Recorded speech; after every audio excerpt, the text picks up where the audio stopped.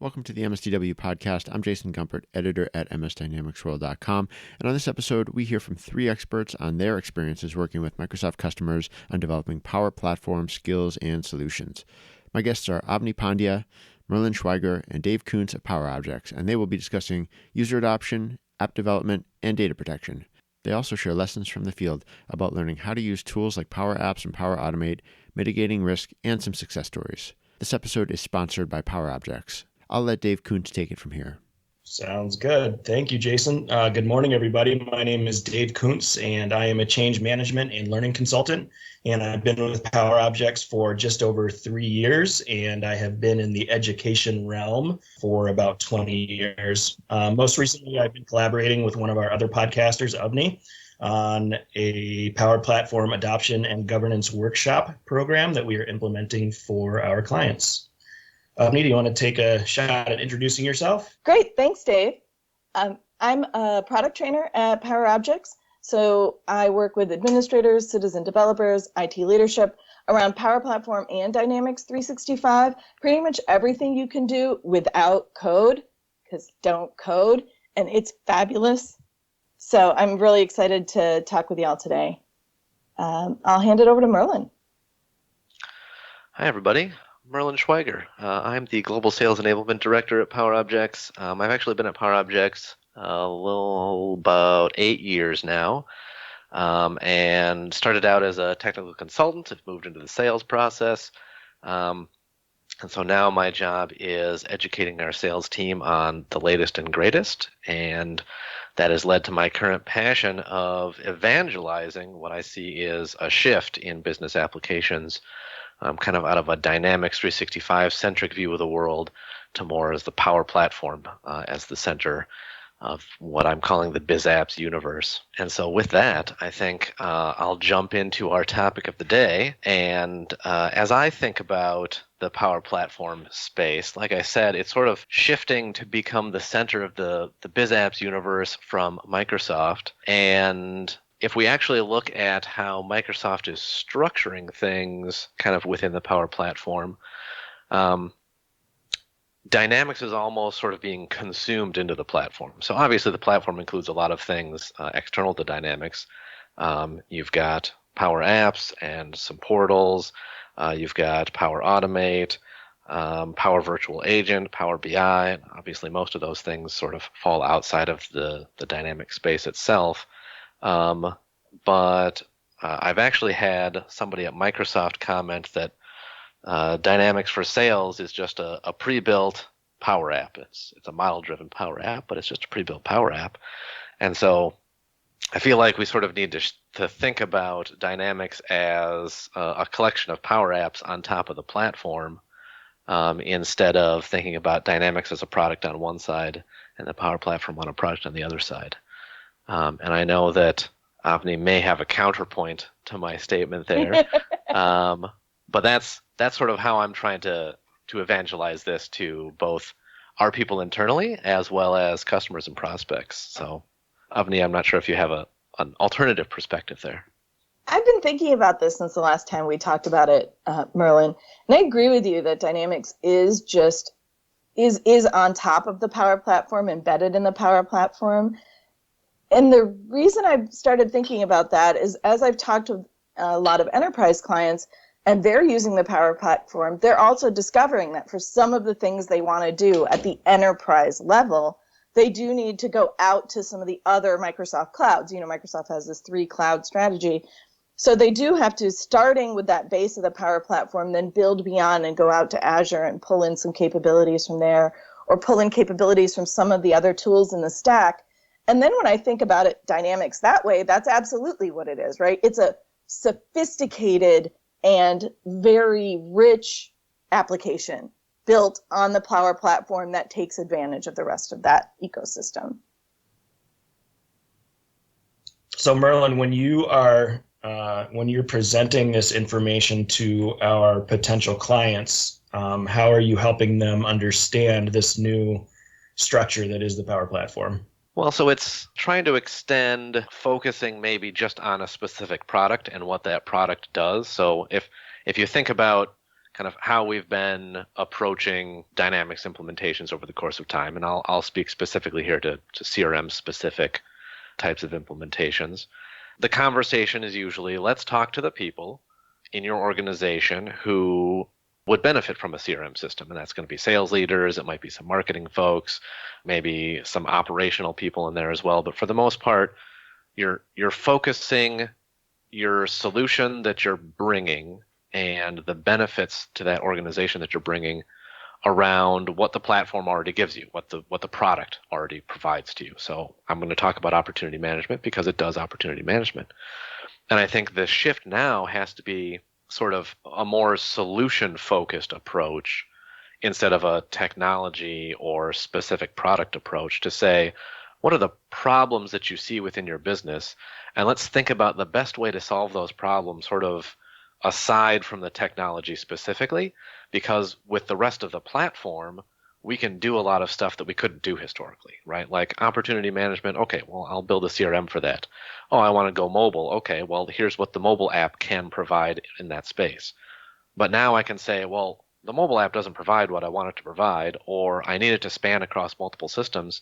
So now I need to build a Canvas app for that. Well, that's easy to do now. Or I need to see analytics across different data sources. Well, I can just build a Power BI report, and then I can embed that in my Dynamics form so that it's easy for people to see. And so I feel like it's really shifting how we solution. And because it's shifting how we solution, that also is shifting the sorts of problems that we can approach and the ways that we can solve those problems. I don't know. I feel like it gives us more flexibility. I think that that's absolutely true. And what that makes me think of when we're talking with clients in that context about needing to do solutions first, one thing that's always been a limiter is that there's only so many developers in the world. I mean, it's a pretty small slice of the entire working population of the world that actually does code. So when we're talking about solutions, there's a reason we used to come in product first, because these developers have already spent all this time building this tool with all the sophisticated code that does these amazing things. And we can't just come in and say, let's solve every problem in your organization, big to small, with digital technology or with digital transformation, when there's only so many resources to go around. So the thing that the Power Platform does, one of the reasons it changes that conversation is because now everyone can build solutions. Everyone from, your frontline retail receptionist all the way up to and including, I don't know, this might be a little scary, but your CEOs, your CFOs, all those folks, everyone can build solutions. And because it's so straightforward to get started with, because Power Platform makes sense and builds on all the skills that everyone already has for the rest of Office, builds on those PowerPoint skills, builds on those Excel skills, builds on those, Access skills, then you just have so many more people who can help you on that journey. Yeah, we were having a conversation with one of our customers the other day, and our head of security was referencing another customer and saying that a nobody had come in and built an app. And I really wanted to jump in and correct him and say, there are no more nobodies. Everybody's a somebody now, because Microsoft has made it so easy for anybody to build on this new technology. It's fascinating. Somebody needs to write a song. Everybody is somebody now. Right, with the Power Platform. Perhaps we're not the group to write that song, but it's a great idea. Probably not. I agree. So a similar story, we had one of our larger customers had brought in our Power Platform team. This was some number of months ago, to build them their first Power App. So they needed their first official Power App. And so we came in, gathered requirements, built out this nice Canvas app. I don't even remember what it did. And when we got to the point where we were going to deploy it within their environment, and keep in mind, this is their first Power App, right? We go to deploy it within their production environment and discover 142 existing apps. So their people had already discovered that they could build Power Apps. They had started building them. They started deploying them. There were 142 apps in their production environment when we went to deploy their quote-unquote first Power App. So I feel like that's where the power is there, the capability is there, anybody can do it, and that's why you need to think about governance. Yeah. I mean, talk about the first app, then there's the everyone's doing everything in the default environment. Wait, there's 152 environments? No wonder we're hitting our capacity limits. Or we just talked with a client the other day who was telling us how many personal Power BI gateways they had, 400 some personal Power BI gateways they had to come through and change that structure. It's amazing. There are some places where they wanted to keep all of that capability. There's places where all of that needs to be true. Not only are we expanding who can do things because you're using the skills that you're already using from Office, but you're also using the license you already have from Office. Because the whole reason that all of those people were able to turn around and start building those apps is because the ability to make apps with those standard basic connectors, you know, the stuff that's in Microsoft Office, is already included if you have one of those enterprise, 3.5, one of those enterprise licenses. Just, it's on, it's there. Right. And so because everybody has access now with their Office 365 license, one of the things that organizations really need to think about is how to protect their data, because now people who don't necessarily understand DLP policies and other governance policies that are put into place are out there building things. And so organizations really need to take a step back and think about the guardrails that they are going to set up for people who are in there creating new environments, building apps, and accessing their organization's data. The thing there is that the Power Platform does come with a really important baseline security model, which is you can only get to things that you can get to with your login, right? If you can't get to SharePoint because when you log in and you click on SharePoint, it's not there, then you won't be able to get to it with a Power App. So that basic building on what is already part of the security DNA of organizations of secure data at rest. You know, it's a sophisticated term, but basically means people should only be able to log into stuff that they need. And once they log into it, they should only see the pieces of it that they should be able to work with and change. You know, if there's a piece they should be able to see but not change, that should be already built in to the security of whatever that is, what database it is or what website it is. The thing about Power Automate and Power Apps is now I can share my apps with other people and I can make it really easy to do stuff that before was really hard. It's the peril and the promise. I can make it really easy to repeat something over and over and over again that was just mind-numbingly boring. Like every single time a travel email comes in, I have a flow that when an email comes to me from my travel department and it has an attachment, it automatically forwards it to my Gmail account. That's my family calendar. So then my husband's not asking me where I am. Yeah, I feel like that's like thinking about this from a governance perspective. It's a lot easier to impose that sort of structure and those guardrails earlier in the process. So if you can get ahead of it before there are 142 apps out there and come up with guidelines that you can just distribute to everybody and say, look, if you want to build an app, you know, build it here. If you want to move data, like these are your guidelines. These are the things that you should do. These are the things that you shouldn't do. If you have questions about this, these are the people that you should contact because this is our governance committee, so that once people dig in and start doing things, they're doing things within the structure and within the formulas that you want them to build, instead of just kind of going rogue, right, off on their own. And then you have to try to bring all that stuff back in line later. So I feel like it's important to get out in front of that. Do you guys agree? Part of the reason is you don't want to crush anybody's spirit. Like, they're not going rogue. They're just out there being pioneers.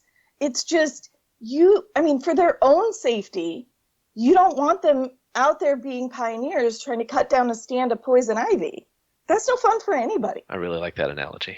I'm the queen of weird, but very useful and clear analogies. That is, in fact, my superpower. And so we can build a fence around that patch of poison ivy. We can teach people to identify it. I'm going to keep going with this until you stop. But there's ways to just set the environment before a whole bunch of people are in there. Microsoft has given us a lot of choices that we can make. Like, they've built the Power Platform, so it takes this baseline into consideration.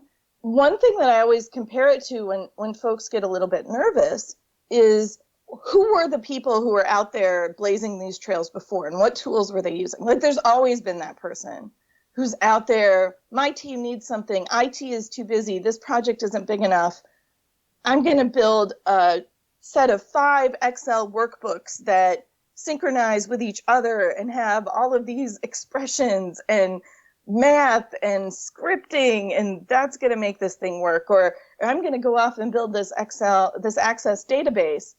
And then like this complicated Excel workbook thing is living on my desktop computer in the office, and we have a fire drill, the sprinklers go off accidentally, my computer gets fried, and now we have a problem. Because it's on a local device, or IT doesn't even know about this huge Access database till the day somebody comes in and says, okay, now we have 5,000 people trying to use this thing, and it can't do it, it's falling over. And then all of the problems that the cloud can fix weren't being fixed for these people. And that's what Power Platform does. That's what I get the most excited about, is remembering my life before I was a trainer. You know, I was that power user. I was that person fixing problems with tools. And then I jumped over to being that technology consultant, helping other people how to do that, doing it in a more formal product-based universe. And now Power Platform is the tool that I can give people and give it to them with governance. There's not going to be a hidden Access database somewhere. You can see it. Everybody has to log in with those credentials on the cloud. That data is on the cloud. It's backed up by Microsoft. Microsoft is got the deepest expertise when it comes to security, not just when it comes to the nuts and bolts. I mean, there's a lot of technology companies out there that, well, not the big ones, know how to make sure that undersea line is secure and whatever, all of the technical pieces. But Microsoft does the extra work of knowing what the policies and laws are and regulations. They have an entire team that's just making sure that, hey, this country says data that lives here needs to reside within our borders. Microsoft will make that happen. And as much as possible, they're going to make that happen. If it's just necessary, it'll just happen in the cloud. The cloud will just be set up correctly. I feel like you made a really good point there about who are the people who are building the Power Apps on their own, and it's the same people who would have been building things in Excel spreadsheets or Access databases before. And the benefit now is that you can give those people the ability to continue to innovate for the needs that they have for their teams or departments, but keep it all in the cloud, keep it all centralized. They can store their data in the common data service. They can interact with the other production systems that are available, and they don't have to build a thing that sort of stands off to the side. The process can stand off to the side. Like I might have a Power App that is specific to my department and my processes, and it gives me just the buttons and things that I need to do. Mm-hmm. But because all of the data is living within my existing systems, and because I can build all the processing to happen through Power Automate, I'm not creating that island of data or process anywhere. It's all still maintained. It's all still managed. It's all still centralized. Yeah, I hadn't even thought about that the fact is it like seriously, I've been working with this for how many years and I'm still learning things about it. When I talk to you guys, it's amazing that it does. I'm so focused on the user side of it, but yeah, that the data itself isn't islanded, which is right, the whole point of a database. Right. That's been our bread and butter in CRM implementations for decades, right? Is like, oh, well, you've got all these spreadsheets scattered around. You need one place to put them. Let's put them all in CRM. And now CRM is sort of extended then into the common data service. So instead of put it all in CRM, it's put it all in the common data service.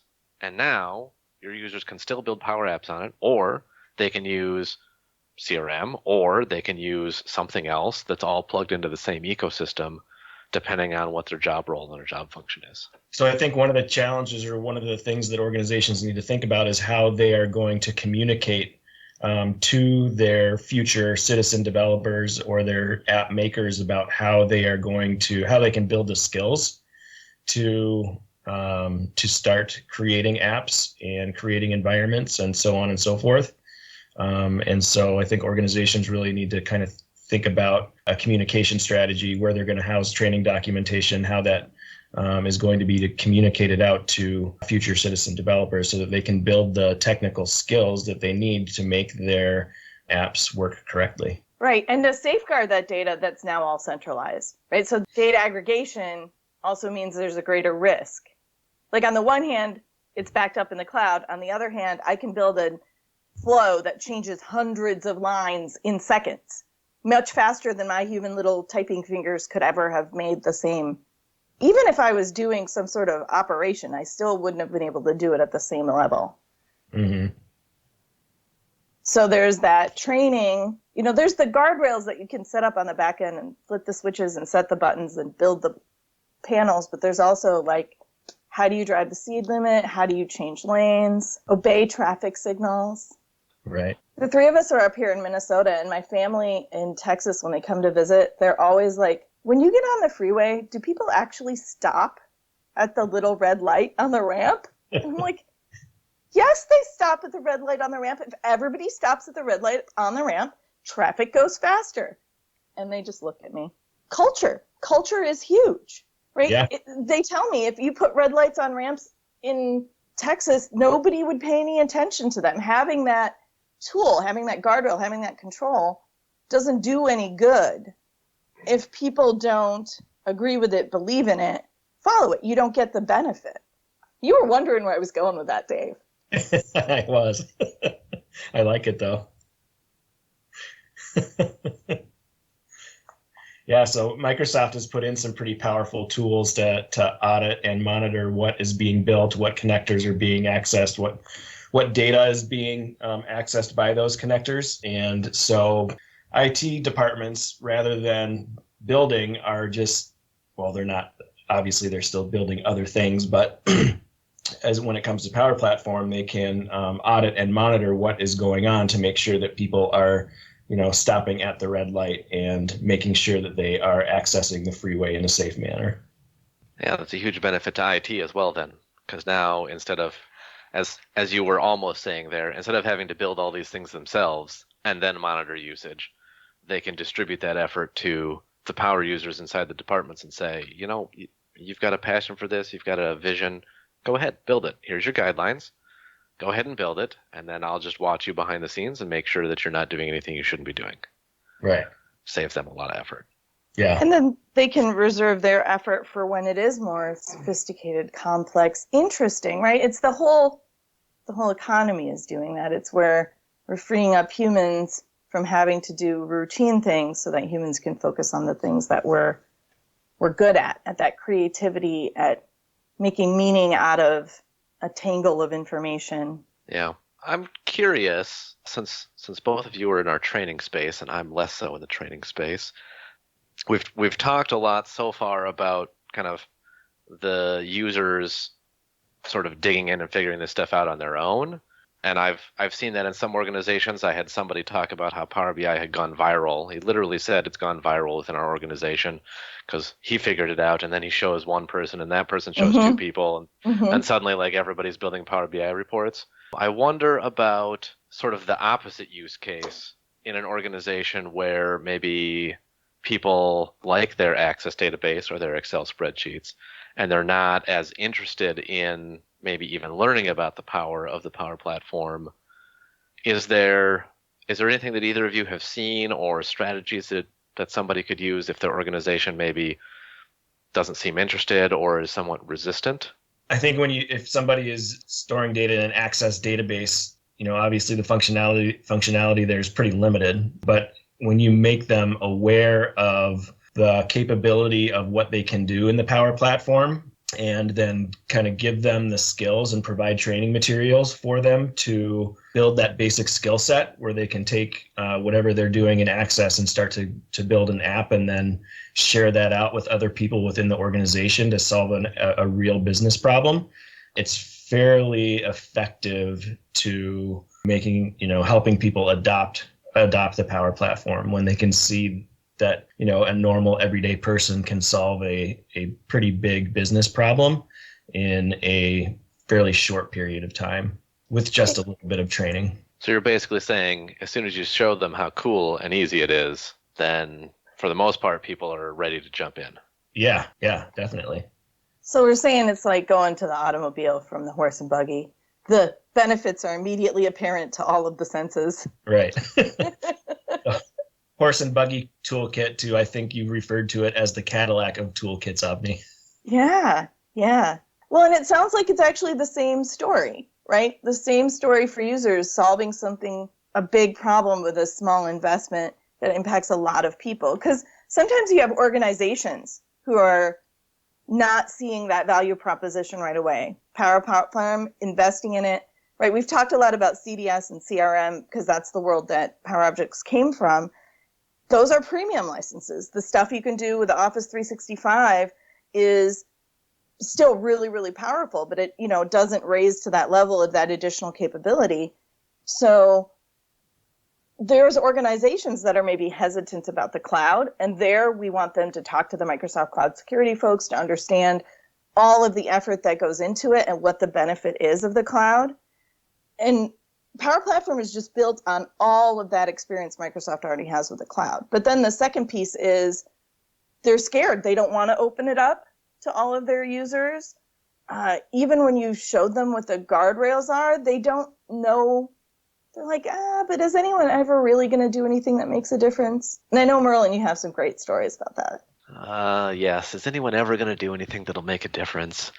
With the Power Platform Toolkit. I assume that you're referring to a story that we talked about previously. I've found it amazing over the course of years, both as a consultant and in sales, the number of organizations, both big and small, and especially the big ones, that are still running themselves basically on paper and spreadsheets. And it's truly fascinating to me that an organization can get so large and never take the time to solve some of the processes. So let me tell one of my favorite stories about corporate inefficiency, really. So it's a flooring company. They sell flooring like carpeting. So you want to get new carpeting in a couple rooms of your house. You have the sales guy out. He takes the measurements. He helps you figure out which kind of carpet you want. And then he sets a day for you to be on the schedule to get the installers to come out and actually install the carpet, maybe a week or two out. Now, this whole process is taking place completely offline. The sales guy has a tape measure and a binder full of carpet samples and a paper form, probably with the multi-layer carbon copy things, where he's writing down like your order and which day you want it installed on, right? So he has absolutely no visibility to what any of the other salespeople in the area are doing, which days they're scheduling people on. So the two of you pick next week, Tuesday, you're going to get your super fancy carpet on that day. Perfect. Great. He goes back to the office and enters it into, I don't know, some old mainframe green screen kind of system. Nobody looks at that order until Monday, the Monday before your scheduled install on Tuesday. Now, on that Monday, they may discover that this install is for Dave, and he's ordered the special Persian carpeting, and that's only available in the warehouse in Chicago. Dave's in Minneapolis. So now, on Monday, they realize this. They have to overnight ship Dave's specialty carpet from the warehouse in Chicago. So they're paying overnight shipping costs because they didn't look at it more than a day in advance. On Tuesday morning, Dave's roll of carpet is sitting there in the warehouse, and they open the doors on the warehouse to see how many subcontractors have come to do their installs. They have no idea how many subcontractors are going to show up. Maybe 10 guys will show up. Maybe 3 guys will show up. Maybe only one person could show up. Who even knows? And then they sort of haggle with all the subcontractors to decide who's going to do all the installs. Well, if everybody in the Minneapolis area happened to pick next Tuesday when they were scheduling, and only 3 subcontractors show up, and now there's 50 installation jobs to do, maybe Dave doesn't get on the schedule. So now they have to call Dave, say, Dave, we're so sorry, we can't install this on Tuesday. We need to move you out to a different day. As compensation for that, we'll give you a bit of a discount. So now, from this lack of a centralized process and lack of visibility, they have incurred overnight shipping costs on the roll of carpeting. They have incurred the discount that they've now had to give Dave because he had to get moved on the schedule. And all of this would have been so easily avoided with a mobile device for the sales guy so that he could see when things were scheduled, so that he could space things out a little bit and maybe encourage Dave to think about Wednesday instead because Tuesday's kind of a busy day. If they had some process behind the scenes that was looking ahead at those orders and looking at the warehouses to figure out where that carpeting was and move things around at normal shipping costs instead of overnight shipping costs, talking to that organization, it became so apparent that just some simple improvements with a centralized system, and they could have done all of that with a simple Power App. Just some of those basic improvements could have saved them so much money as an organization. That implementation, especially if they trained some internal people and took on most of the work themselves, the return on that investment could have been weeks instead of, looking at a multi-year process for a giant new ERP system that maybe would have handled all of this out of the box. And I feel like that's kind of the fundamental shift in that biz app space, is they don't have to spend $4 million on a new ERP to handle all of this process. They can still make do with some of their existing systems. That they could even make do with the green screen now that they could build UI flows with Power Automate, probably. Build a handful of Power Apps for the different, user perspectives, basically, and be done in 6 weeks, maybe. And the great thing is that if the carpet salesperson or the carpet installer has just a few technical chops and a little bit of training, they can build the app themselves and solve all of those business problems in a short period of time. And they're invested in it. Right? One of the things they say that's the worst about a job is a job where you have responsibility, but no actual, or accountability, but no actual power to change the situation. So if you're the person who has to deliver the bad news to Dave, I'm sorry, we're not going to install your carpet on Tuesday. Like, that's not a fun job to have. And it's not your fault, and you weren't supposed to fix it, but you're still the person making the call. That's a pain point, and it's a pain point in that person's day. And those pain points are what motivate you to want to change. That's why you think, well, there's got to be a better way. And there's those people out there who are always thinking there's got to be a better way. And now they can practice, they can play with it, they can try and figure out a better way. And let's say we didn't have robotic process automation yet. We didn't have UI flows, and we had to figure out how to talk to that green screen.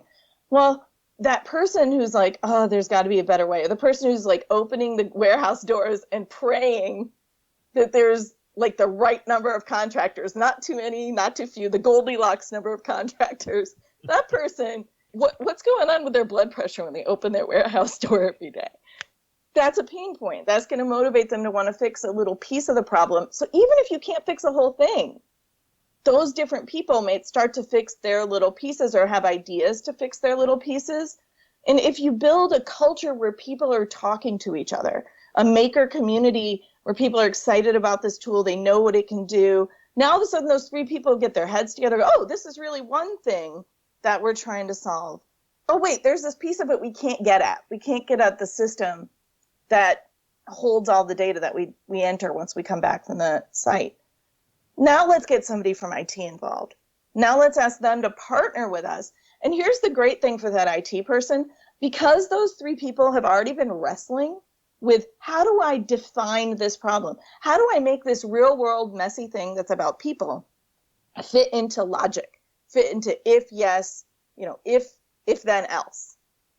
Because just translating all of the options and choices that we have into logic it's a huge challenge. It's something we all do, like literally all the time, just not with the language of code. And so they've already done the hard work of figuring out the process and how to make the process logic. Hopefully they've already said, there's this thing that we've been doing manually forever, but it's just not systematic. We don't do it the same way every time. And now that we're trying to figure out how to put it into an app, it's just not going to work. So they put their heads to it. It's not IT coming in and saying, well, there's something wrong with your process. There's no way I can make an app for you. They've done that work. They understand the design thinking, even if the app they build doesn't solve the problem. Yeah, and I was actually, as you were discussing that, I was thinking we should probably also point out that it's not all unicorns and rainbows and butterflies. Yeah. You may still run into things where, right, the citizen developer can't actually do everything. The tool set is powerful, but there's still a cutoff point after which you need to get a developer involved, because you need to talk to that legacy system, so you have to build a custom connector, or you don't know how to make this button behave this way. I only want it to show up in this case and not in that case, and I can't figure out the formula or the code that I need to sort of make that happen. So there are still elements in the platform when you're building apps or you're building flows or whatever, where you may still need technical expertise. You may still need developers, development backup. But, to your point, if the end users can lay out a basic structure and a basic process and say, look, I built these screens and I built these buttons and I want these buttons to do this thing, but I don't know how to make the buttons do that thing.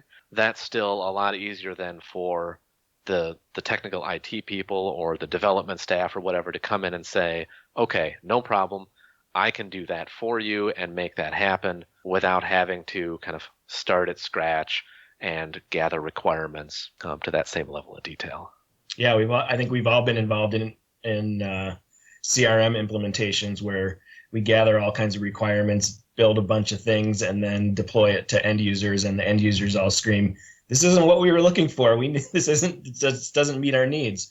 In this case, however, the requirements have already been gathered. The business people on the business side have already figured out the problems that they want to solve, and IT is then coming in on the back end and making whatever they've built more robust. So when it comes to the adoption and change management piece of this whole journey, governance can't live in this little silo anymore because now everybody's a maker. And I think it helps because now you have peer pressure when it comes to adoption. Right. Yeah, it's in a lot of ways, it's going to be the end users who are running change management on IT instead of the other way around. Okay, so that's a whole other culture conversation. Right. I mean, can we describe a good app? I know we're in a podcast, and I'm so used to doing this with video for you can show this like cool demo of this fabulous fancy thing that we made to make something, to fix a problem. Because I kind of want folks to know this isn't clunky and kludgy. It's not like that Access database form that was hard to make look pretty. The stuff that Microsoft has given us is really intuitive. It makes sense. It's skills you already have, and then what you can make happen at the end of the day. It looks prettier than Candy Crush is all I've got to say. Because seriously, who designed a Candy Crush? Well, I mean, one good example. Well, we do actually have some publicly available videos, I think, as our sales tool belt. We've sort of implemented different flavors of it for different customers, but the idea is a mobile app for a salesperson to get some level of information that they need. And it's got some basic functionality, like the main screen, I think, has 4 buttons on it. It's like my accounts, my contacts, my opportunities, and I think maybe my tasks or activities or something like that. So in those areas, it's pulling quick data out of a dynamic CRM or really any CRM system that you want to show the stuff that's specific to that salesperson. And then some of the more advanced stuff is, instead of just looking at my list of accounts, which, I can do, that's fine, that's no problem. I can also see which accounts are near me. And so here's an example of something that extends a little bit beyond that citizen developer level, where it takes my location off of my device because it's a mobile app, and runs that through a Bing Maps processing system and comes back with the list of accounts that are close to me and a map showing me where they are. So I can say, oh, well, I'm out on this random sales call and I'm curious to know who else am I close to? Oh, I can pull up that list and I can see who else I'm close to. Or I can, one of the other features is I can create a list of accounts and then have it build a route to drive me among them. So I can say, okay, here's the 5 places that I want to visit today. What's my most efficient route? And it'll do a little bit of driving route optimization, again, using some Bing services there to give me kind of that plan right there on the mobile device. So I think it's a relatively simple use case, right? But it combines some of the features that we've had available in like standard CRM mobile apps, like, okay, I can see my list of accounts and my list of opportunities, but then it leverages some of those device-specific capabilities. If I'm looking at a contact, I want to call them, I just click a button and it launches the dialer on my phone and automatically calls them. And then I could have a process behind the scenes, build a flow in Power Automate that logs that information then back into my CRM system so that I don't have to do any manual steps afterwards. So I think that's one example of a relatively simple Canvas app that we've built that solves some basic problems without being overly complicated. I think we had another example of a customer where they have to do like site surveys, take lots of pictures, And their old process was guy goes out with his digital camera, takes, I don't know, like 150 photos. It was pretty involved. And then spends most of his afternoon and or evening uploading those 150 photos to, the central system and labeling each of them with what he took the photo of. And so we built, again, a simple Canvas app that doesn't do anything but take pictures and allow you to label them, and then uploads them to whatever their system. It may have even just been like a SharePoint site. And just changing that from a process where I take a bunch of photos and then later I go upload them to I label the photo as I take it, as I'm wandering around the site, was saving people on the ground like hours in a day. Very simple app, big benefits. And then you can make it even better, right? Give them a button for common words or common areas of the site so they don't have to actually type it. Yeah, definitely. Just make it better and better over time. Which is part of what you have to think about with Power Apps, right? If everybody is a developer, then how do you support it? Right? It's an app. It's something on a computer, and everyone's used to that now. We're all carrying around computers more powerful than what sent humans to the moon, like all the time, which just boggles the mind. We live in the future. And we're used to having to update that operating system, or every time my phone updates, it wipes my SD card. I don't know why. It's, so on the one hand, like, people are familiar with this language and with the challenges. So I know that there can be this concern that, we're going to make everything technology, and there is something reliable about paper. Like, the only technology you need to interpret it is brains and eyes. And so for something that needs to last for thousands of years, I think there's still really good reason to put marks on paper or clay tablets or inscribed metal, like we did with that disc that went out into space. But for stuff that we're just doing for everyday business, it can be digital, it can go quickly. Thinking about the life cycle of those apps, like, sometimes that app isn't important anymore. It's not necessary. Technology changes, and we have installed cameras in all of our sites that automatically take all of these pictures on a regular basis, and there's AI that labels them all. Okay, it's time to sunset the app. Those people can now do something more interesting and productive with their time. The business can branch into some other area that is, profitable and exciting. So we need that whole process to come all the way down to those citizen developers. So there's this other piece of that education and training that's important. It gives us all of this power. We can set up these guardrails, we can teach them best practices, and then we also have to get folks thinking about these concepts that are right now just living in this developer space, and think about it as it applies to these not, low code, no code solutions. One other example of an app that is available is the training app that Microsoft has created that trains you how to create an app, which is really cool. I mean, you use that app to train yourself how to create an app, and at the end of the training, you create an app. Brilliant. Yeah. Yep, the entire training is editing the app that is teaching you how to edit apps. Right. So, yeah, when people first turn on that Maker Admin Center, there are all kinds of templates. It's not like people are just starting from scratch and need to, build an app. It's not like they're figuring out every single piece along the way. There are all kinds of templates, all kinds of things that people have already built that you can start from. So it's not like you have to start from scratch. There's tons of resources out there. Yeah. Flows too, there's all the templates. And we've been really focusing, like, Power Platform is more than Power Apps and Power Automate. It's Power BI, it's Power Virtual Agent. The thing is that Power Apps and Power Automate are the things that can change data. That's where the governance is the biggest piece. Power BI just reads data. There's still a whole thing where you want to be careful who can see what data. Often that's already built into your data classification system. And talking about Power BI governance is a whole other conversation beyond that. But you're not worried that somebody's going to use Power BI and, like, overwrite all of the zip codes with letters of the alphabet or something. That's just not going to happen because it can't write.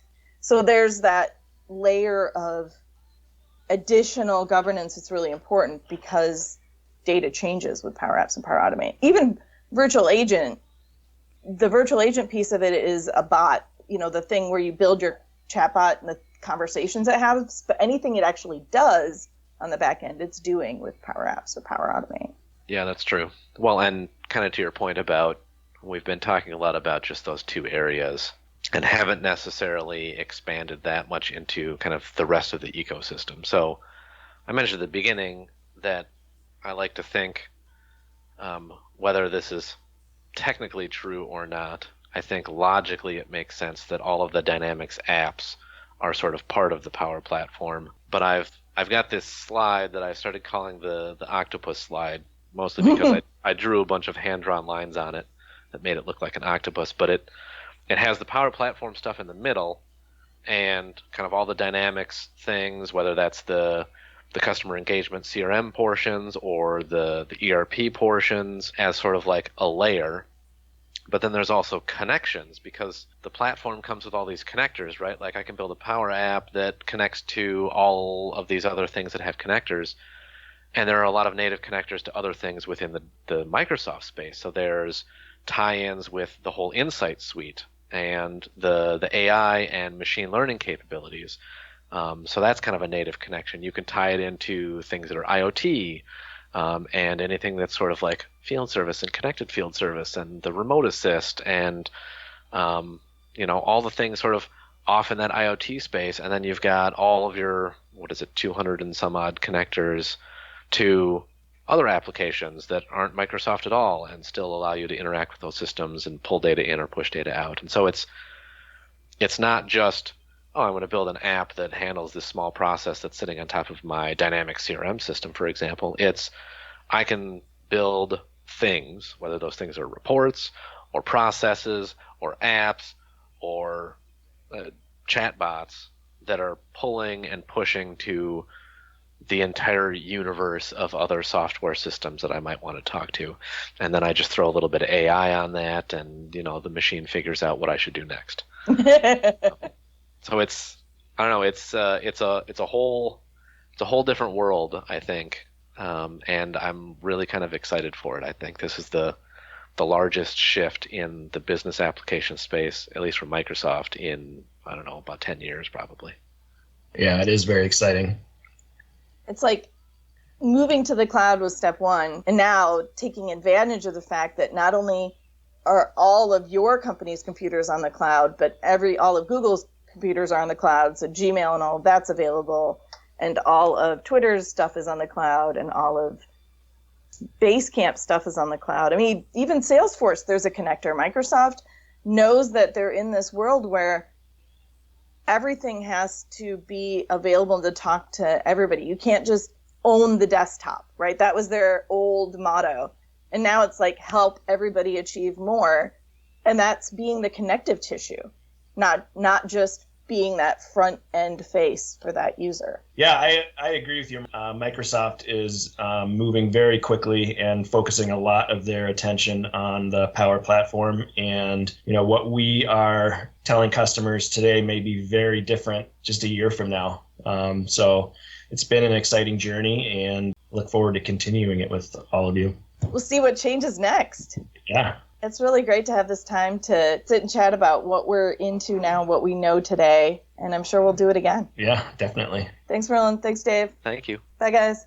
This has been another episode of the MSDW podcast. My thanks to Avni, Merlin, and Dave from PowerObjects for sharing their views. Discover more Power Platform resources and success stories at www.powerobjects.com. If you want to get in touch with me, you can reach me by email, jgumpert@msdynamicsworld.com, or follow us on Twitter @msdynamicsworld.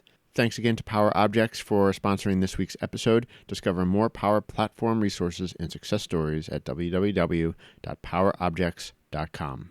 Until next time, this is MS Dynamics World, signing off.